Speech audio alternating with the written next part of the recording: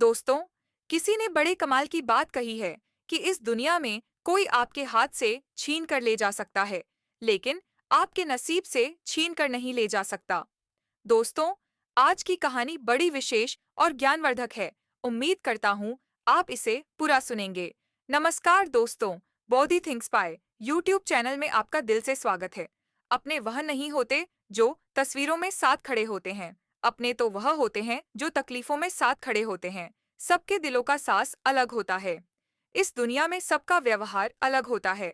आंखें तो सबकी एक जैसी ही होती हैं, पर सबका देखने का अंदाज अलग होता है। लोग कहते हैं जिंदगी मिली है अपने हिसाब से जीने के लिए, लेकिन वही लोग सुबह होते ही किसी और के हिसाब से जीने चले जाते हैं। दिमाग कहता है कि लोगों के साथ वैसा ही व्यवहार करूं जैसा वह हमारे साथ करते हैं, लेकिन फिर दिल कहता है कि अगर हम भी उनके जैसे बन गए तो उनमें और हम में फर्क क्या रह जाएगा। हासिल कर एक मुकाम नया वक्त बदल जाता है। इंसान बदल जाते हैं, वक्त वक्त पर रिश्तों के अंदाज बदल जाते हैं। कभी कह दिया अपना तो कभी कर दिया पराया। दिन और रात की तरह पुराने समय की बात है। एक महान विद्वान ब्राह्मण थे जिसका नाम आचार्य त्रिपाठी था। आचार्य के परिवार में सिर्फ वह, उसकी पत्नी और उनका एक छोटा बेटा था। आचार्य का अधिकांश समय अध्ययन और लेखन में ही व्यतीत होता। उन्होंने कई महत्वपूर्ण पुस्तकें और ग्रंथों की रचना की थी, परंतु अपने लेखन और ज्ञान में इतने व्यस्त रहते थे कि अपने इकलौते पुत्र अर्पण पर ध्यान देने का समय ही नहीं मिल पाता था। एक दिन आचार्य की पत्नी ने उनसे कहा, क्या आपको अपने इकलौते पुत्र से कोई प्रेम ममता है या नहीं? पूरे दिन आप बस अध्ययन और लेखन में ही व्यतीत करते हैं। आचार्य ने उत्तर दिया, मेरे पास इन भावनाओं के लिए समय कहाँ है। आचार्य जी विद्वानों के बीच बहुत प्रतिष्ठित थे और राजा के दरबार में भी उनका बहुत सम्मान था। राजा ने कई बार उन्हें अपने दरबार में सलाहकार बनने के लिए अनुरोध किया था, लेकिन आचार्य हमेशा यह कहकर इनकार कर देते कि महाराज, आपकी सेवा में आने पर मुझे आपकी चापलूसी करनी पड़ेगी, जो मैं नहीं कर सकता। दूसरी तरफ उनका पुत्र अर्पण अपनी माँ की अत्यधिक लाड़ प्यार में बिगड़ गया था। वह पाठशाला जाने की बजाय आवा लड़कों के साथ समय बिताने लगा। आचार्य जी अपने लेखन और अध्ययन में इतने व्यस्त रहते थे कि उन्हें अपने पुत्र की हरकतों का पता ही नहीं चलता था। अर्पण ने जुआ खेलना शुरू कर दिया और समय के साथ मदिरा पान भी करने लगा। उसकी संगत कुछ चोर उचक्के जैसे युवकों के साथ हो गई थी। एक दिन की बात है।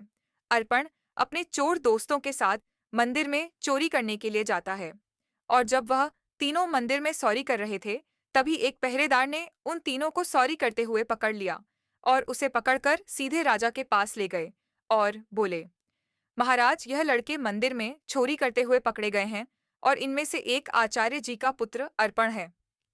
यह सुनकर राजा भी अचंभित रह गए कि ज्ञान और धर्म का उपदेश देने वाले आचार्य का पुत्र चोरी में लिप्त है। राजा ने तुरंत एक सैनिक को आचार्य जी के घर पर सूचना देने के लिए भेजा। सैनिक ने जाकर कहा, आचार्य जी, आपका बेटा राजमहल में है। उसे मंदिर में चोरी करते हुए पकड़ा गया है। यह सुनकर आचार्य जी ने कहा, ओ, यह क्या मेरे मुंह पर काली खपत लग गई। अब मैं किसी को क्या मुंह दिखाऊंगा। उनकी पत्नी ने कहा, महाराज, आपका बहुत सम्मान करते हैं, आप चाहे तो उसे माफी मिल सकती है।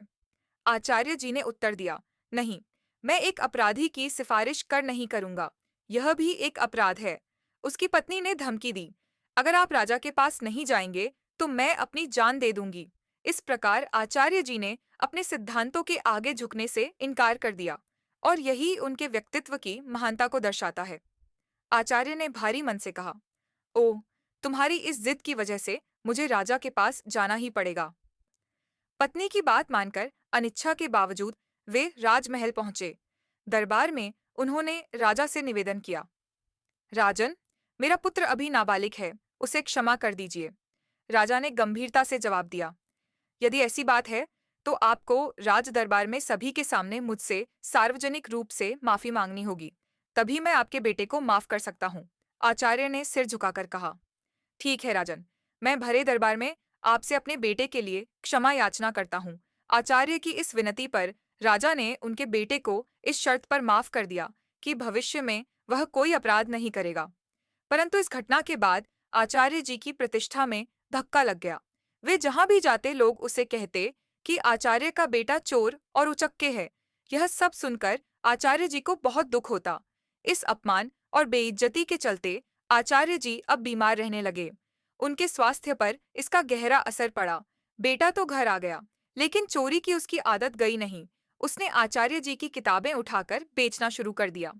एक दिन आचार्य जी ने पूछा, मेरी पुस्तकें कहाँ गई? तो बेटे ने लापरवाही से कहा, पिताजी मैंने घर का कोड़ा कचरा साफ कर दिया।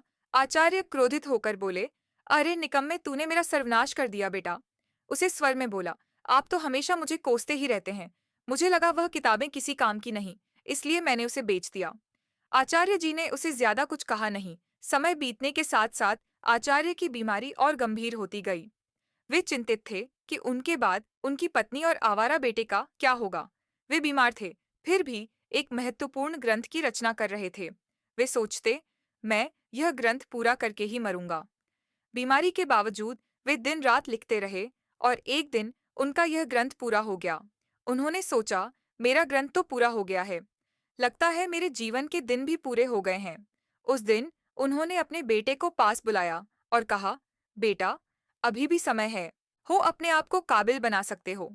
उन्होंने अपना लिखा हुआ ग्रंथ बेटे को देते हुए कहा, बेटा, तुम्हारी बर्बादी मेरी ही लापरवाही का नतीजा है।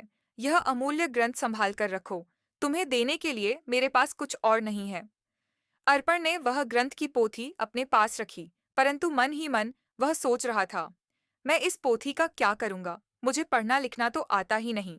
अगर पिताजी ने कुछ पैसे देते तो बात भी थी। अगले दिन सुबह आचार्य का देहांत हो गया। उनकी मृत्यु के बाद उनके परिवार पर मानो दुखों का पहाड़ टूट पड़ा था। परंतु अर्पण को इस बात की कोई चिंता नहीं थी। वह तो अपने पिताजी के सामान में धन की तलाश करने लगा।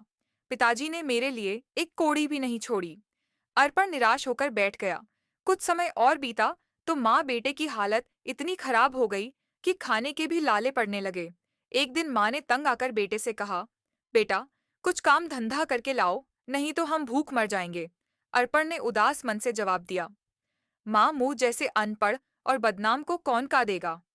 यह सुनकर माँ ने सोचा, क्यों ना मैं राजा के पास जाऊं। मेरे पति का राजा बहुत सम्मान करते थे, शायद वह हमारी मदद कर दे। यह सोचकर वह राज दरबार पहुंची और राजा से गुहार लगाई, महाराज, हम भूखों मर रहे हैं, हमारी मदद कीजिए। राजा ने खड़े स्वर में कहा, क्या मदद? तुम्हारे पति को मैंने बहुत बार सलाहकार बनने के लिए अनुरोध किया था, लेकिन आचार्य हमेशा यह कहकर इनकार कर देते कि महाराज, आपकी सेवा में आने पर मुझे आपकी चापलूसी करनी पड़ेगी, जो मैं नहीं कर सकता। राजा ने कहा, तुम्हारा बेटा अब कमाने लायक है, मैं तुम्हारी कोई मदद नहीं कर सकता। निराश होकर माँ घर लौट आई। घर पहुंचकर अर्पण ने माँ को अपने पिता की दी हुई पोथी दिखाते हुए पूछा, माँ, पिताजी ने यह पोथी मुझे क्यों दी? माँ ने दुखी स्वर में कहा, बेटा, यह तेरे पिता की ज्ञान की आखिरी निशानी है। अर्पण ने उस पोथी को पढ़ने की कोशिश की, पर वह उसके लिए काला अक्षर भैंस बराबर थी। कुछ सोचकर वह अपने पड़ोस के रामू काका के पास गया और बोला, रामू काका, आप तो पढ़े लिखे हैं, क्या आप मुझे इस पोथी का मतलब बता सकते हैं? रामू काका ने पोथी खोलकर देखा और बोले, इसमें तो बहुत कठिन श्लोक लिखे हैं, इनका अर्थ तो कोई महापंडित ही बता सकता है। अर्पण निराश होकर वापस लौट आया। उसने कई जगह काम ढूंढने की कोशिश की, पर अपनी बुरी छवि के कारण किसी ने उसे काम पर रखने से इनकार कर दिया। वह जहां भी जाता, लोग उसे दुत्कार कर भगा देते थे। इस बीच उसकी माँ भूख और बीमारी से कमजोर होती चली गई। अपनी माँ की लाचारी और उसकी भूख को देखकर अर्पण ने खाने का इंतजाम करने की ठानी और घर से निकल पड़ा। चलते चलते उसकी नजर एक बगीचे पर पड़ी, जिसमें फलों के पेड़ लगे हुए थे। उससे रहा न गया और वह बगीचे के अंदर चला गया। अर्पण ने जल्दी से कुछ फल तोड़े, लेकिन तभी बगीचे का पहरेदार वहां आ गया।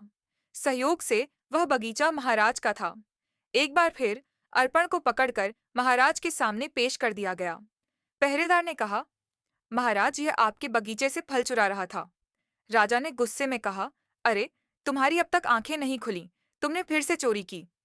अर्पण गिर-गिर कर बोला, महाराज, मैं कई दिनों से भूखा हूँ। राजा ने कड़क आवाज में कहा, चुप हो जाओ, अगर तुम आचार्य के पुत्र ना होते तो तुम्हें सूली पर चढ़ा देता। तुम्हारी यही सजा है कि तुरंत मेरा राज्य छोड़ दो। वह बेचारा कह भी नहीं पाया कि वह भूख से लाचार है।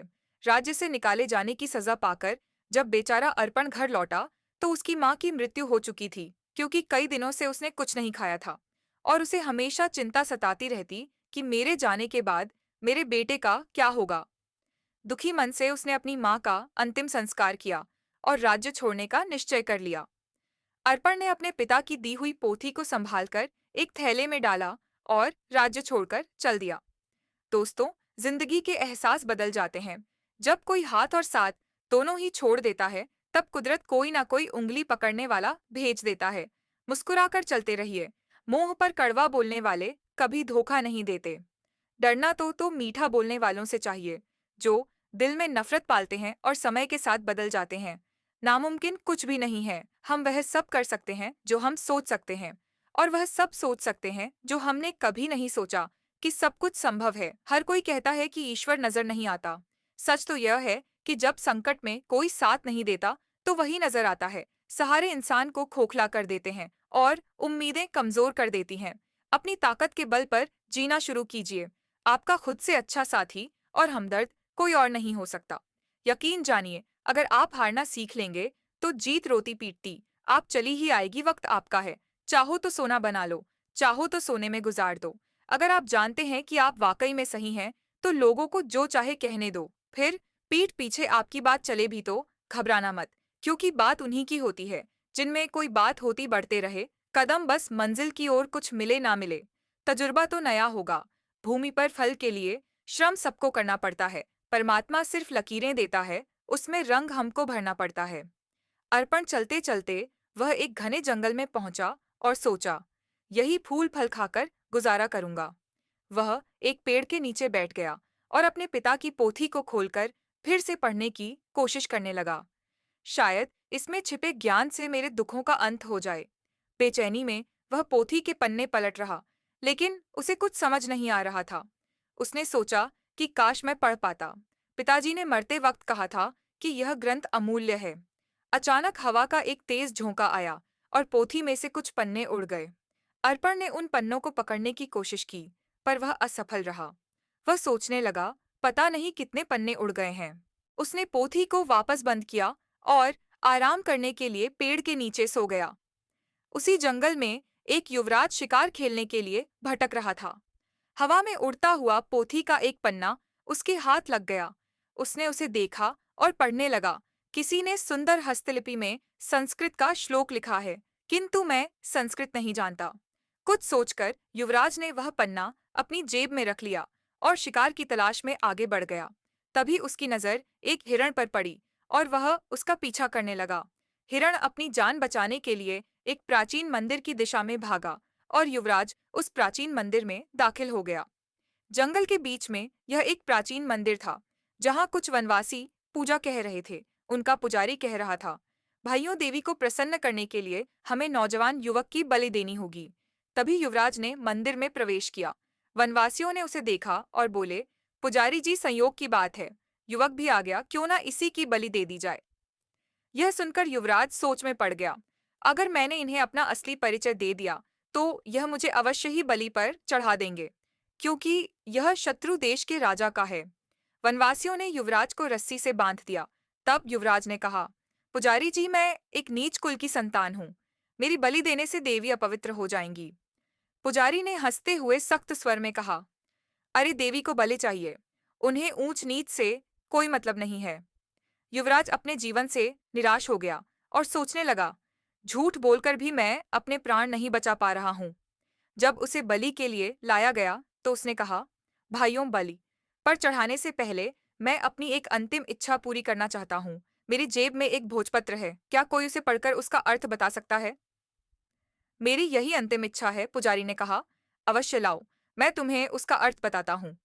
पुजारी ने उस ग्रंथ के पन्ने को अपने हाथ में उठाया और कहने लगा, इस भोजपत्र पर 2 श्लोक अंकित है। पहले का अर्थ है, एक झूठ कई झूठों को जन्म देता है और झूठा व्यक्ति अंततः मुसीबत में फंस जाता है। दूसरे श्लोक का भावार्थ है, किसी के प्राण लेना सरल है, परंतु किसी को जीवन देना अत्यंत कठिन है। युवराज यह सुनकर फूट फूट कर रोने लगा। पुजारी ने उससे पूछा, तुम रो क्यों रहे हो? युवराज ने रोते हुए कहा, यह दोनों श्लोक मुझ पर ही चरित्रालु होते हैं।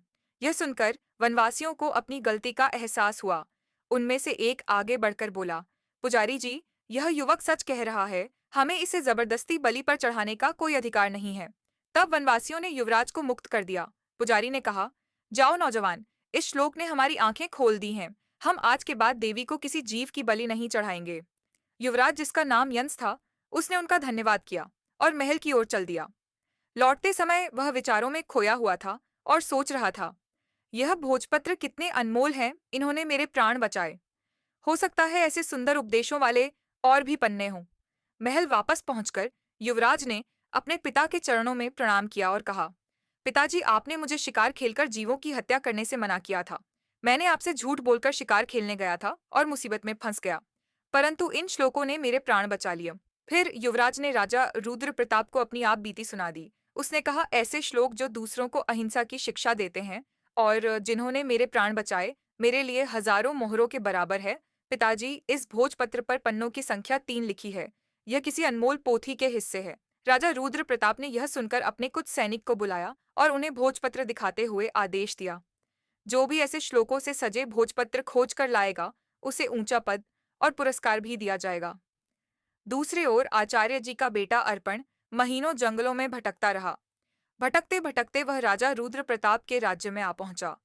नगर में आकर भी उसने कई लोगों से सहायता मांगी, परंतु हर कोई उसे दुत्कार कर भगा देता था, क्योंकि इतने दिनों से भटकते भटकते अर्पण एक भिखारी जैसा दिखने लगा था। एक दिन की बात है, भूखा प्यासा अर्पण राजमहल की तरफ से निकल रहा था और उसे जोर की भूख लग रही थी। वह सोचने लगा कि अब भूख के मारे उसकी जान निकली जा रही है। तभी अचानक राजमहल की रसोई से खाने की महक उसकी नाक में आ गई। अनायास ही वह उस मोह सुगंध की ओर खींचता चला गया और सीधा रसोई घर में जा पहुंचा। वहां जाकर उसने रसोइये से कहा, भाई, मुझे 2 रोटी दे दो, बहुत भूखा हूं। रसोइये ने उसे दुत्कारते हुए कहा, जा भाग यहाँ से। लेकिन अर्पण की भूख इतनी बढ़ चुकी थी कि उससे सहन नहीं हो रही थी। उसने मौके का फायदा उठाकर रसोइये से नजरें बचाई और 2-3 रोटियां उठाकर अपने थैले में डाल लीं। दुर्भाग्य से रसोइये की नजर उस पर पड़ गई। उसने अर्पण का हाथ पकड़ लिया और गुस्से में बोला, अरे रोटी चोर, चल तुझे महाराज के सामने ले चलता हूँ। अर्पण भूख के कारण चल भी नहीं पा रहा था और रसोइया उसे खींचता हुआ महाराज के पास ले गया और बोला, महाराज जी, यह भिखारी लड़का राजमहल की रसोई में घुस आया और यहाँ से रोटियां चुराई हैं जो इसके थैले में हैं। महाराज ने सिपाहियों को आदेश दिया, इस भिखारी के थैले को उल्टा कर दिया जाए।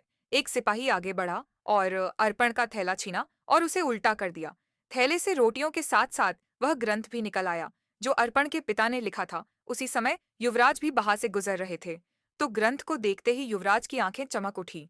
उसने तुरंत ग्रंथ को उठा लिया और खुशी से चिल्ला उठा, अरे यह तो वही अनमोल पोथी है जिसकी हमें महीनों से तलाश थी। फिर युवराज ने अर्पण की ओर देखा और आदरपूर्वक अपने सिपाही को कहा, इस धनवान लड़के को सम्मान से बिठाया जाए। फिर उस लड़के को एक सिंहासन पर बैठाया गया। फिर युवराज ने पूछा, भाई, तुम्हारा नाम क्या है? लड़के ने कहा कि मेरा नाम अर्पण है। युवराज ने कहा कि इतनी अनमोल संपत्ति होने के बावजूद भी तुम भीख मांग रहे हो। मैं इस पोथी के लिए तुम्हें 5,000 स्वर्ण मुद्राएं देने को तैयार हूँ। अर्पण यह सुनकर एकदम असंत रह गया और बोला, क्या कहा? 5,000 स्वर्ण मुद्राएं कम नहीं है महाराज। मैं सोच रहा था कि लाखों की संपत्ति रखते हुए भी मैं भूखा मर रहा था। फिर उसने कहा, मित्र, इस पोथी के वचनों ने सदा मुझे पतन के गड्ढे में गिरने से बचाया है और मेरे प्राणों की रक्षा की है, लेकिन मेरी आंखें बार बार ठोकर खाकर भी नहीं खुली। युवराज ने पोथी खोली और अर्पण को पहले और दूसरे पन्ने की श्लोक सुनाने लगा। उसने लिखा था कि अविद्या सारे कपटों की जननी है और संकटों में ही अपने और पराई की पहचान होती है। अर्पण ने कहा, सचमुच अविद्या ने ही मुझे दर दर का भिखारी बना दिया। अगर मैंने बचपन में ही विद्या ग्रहण की होती तो आज मैं भी अपने पिता की तरह एक विद्वान होता। युवराज ने कहा, भाई अर्पण, अपनी पोथी का यह मूल्य स्वीकार करो। और यह कहते हुए उसने स्वर्ण मुद्राओं की थैली अर्पण को थमा दी। अर्पण ने थैली को हाथ में लेते हुए कहा, अब मैं धन का बोझ कहाँ उठाता फिरूं? इस धन को मैं गरीब बच्चों की अविद्या दूर करने के लिए लगाऊंगा। युवराज ने कहा, मित्र, अब तुम एक भिखारी नहीं रहे, तुम तो अब महान धनवान हो गए हो। अर्पण सोच रहा था, काश यह समझ मुझे बचपन में ही आ गई होती, तो शायद मेरे माता पिता आज यहाँ होते। इसके बाद अर्पण ने वह धन ग्रहण किया और उसने उस धन से गरीब बच्चों के लिए एक पाठशाला बनवाई और खुद भी विद्या प्राप्त करने लगा। दोस्तों, किसी ने बड़े कमाल की बात कही है कि हौसला ना हार गिरकर। ए मुसाफिर, अगर दर्द यहाँ मिला है तो दवा भी यहीं मिलेगी दोस्तों। जीवन में जो होना है वह होकर रहेगी। यह कहानी सिखाती है कि अगर आपकी बुराइयां आप पर हावी हो गईं, तो आपका अंत निश्चित है। इसलिए बुराइयों को अपने ऊपर हावी मत होने दो। इस कहानी को सुनने के लिए धन्यवाद दोस्तों। मिलते हैं।